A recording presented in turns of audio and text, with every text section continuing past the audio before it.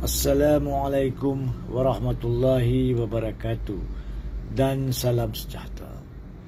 Pada hari ini, hari Selasa, 5 hari bulan Mac 2024, saya berhasrat secara khusus untuk merujuk kepada satu keratan video Kini TV yang bertajuk "Kenapa Polis Tak Siasat Kenyataan Rasis Teo Kok Siong?"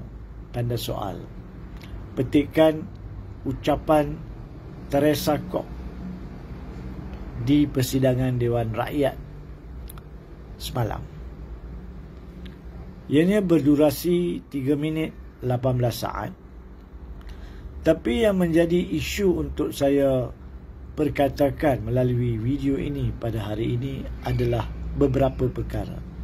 Yang pertamanya, tidak adil dan tidak betul walhal songsang untuk mana-mana pihak, terutamanya ahli politik, untuk mengatakan mana-mana perbincangan ilmiah, mana-mana kenyataan berpandukan kepada kajian fakta semestinya tergolong di bawah isu 3R.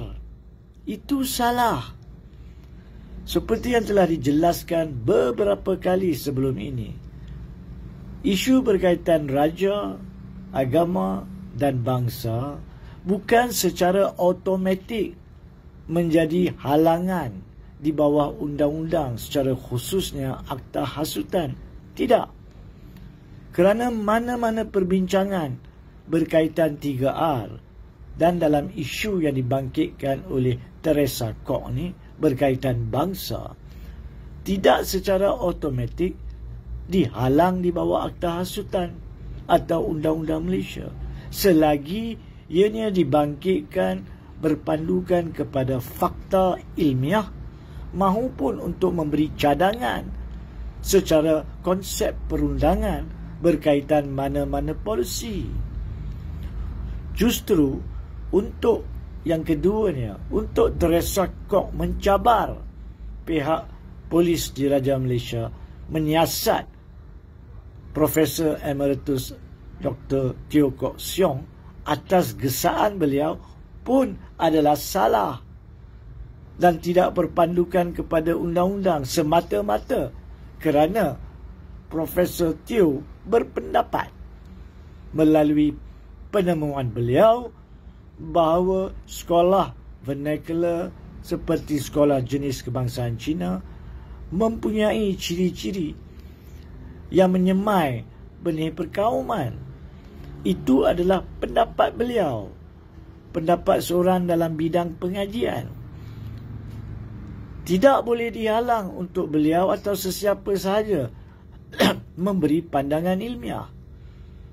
Apatah lagi yang ketiganya, apabila baru-baru ini pada 20 hari bulan Februari, Mahkamah telah membuat keputusan Mahkamah untuk tidak membenarkan rayuan berkaitan dengan sekolah vernacular diteruskan di Mahkamah Persekutuan. Itu keputusan Mahkamah. Ia tidak menghalang cabang lain di dalam sistem tadbir urus negara, iaitu pihak eksekutif maupun pihak penggubal undang-undang legislature, untuk merangka, meneliti dan merangka apa-apa polisi lanjut berkaitan dengan isu sekolah vernacular. Hatta pendapat Profesor Teo dan mana-mana pakar lain berkaitan isu bahasa pengantar di sekolah dan kaitan dengan penanaman benih perkauman adalah wajar untuk dibangkitkan, untuk disampaikan kepada pihak kerajaan maupun pihak penggubal undang-undang parlimen supaya mereka melaksanakan tanggungjawab sebagai pemimpin negara untuk merujuk dan meneliti polisi yang sedia ada. Adakah ianya hendak diubah ataupun tidak? Teresa Kok yang keempatnya tidak boleh terlampau defensif semata-mata kerana beliau mempunyai keturunan Cina Tidak bermakna beliau perlu membela hak sekolah vernacular sekiranya ada asas untuk mengatakan sekolah vernacular menjarakkan, menjauhkan, meretakkan perpaduan. Biarlah pakar mengkaji, biarlah pakar memberi pendapat. Sebagai seorang yang dididik di sekolah vernacular Cina, tidak bermaksud Teresa Kok adalah pakar dalam bidang itu. Beliau bukan pakar dalam bidang itu. Sewajibnya beliau tidak membuat kenyataan yang mendesak secara licik untuk pihak polis menyiasat seorang dalam bidangnya memberi pendapat. Akhir sekali, saya berharap semua pihak yang matang dan dianggap matang, terutamanya pihak politik sendiri, jangan secara salah mengatakan sesuatu itu 3R, walhal ianya bukan pun menjadi isu 3R. Ini adalah isu ilmiah, isu polisi, isu telitian, isu kajian. Dan perkara ini tidak perlu diulang berkali-kali.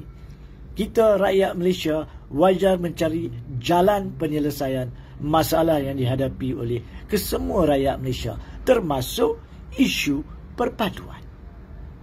Sekian.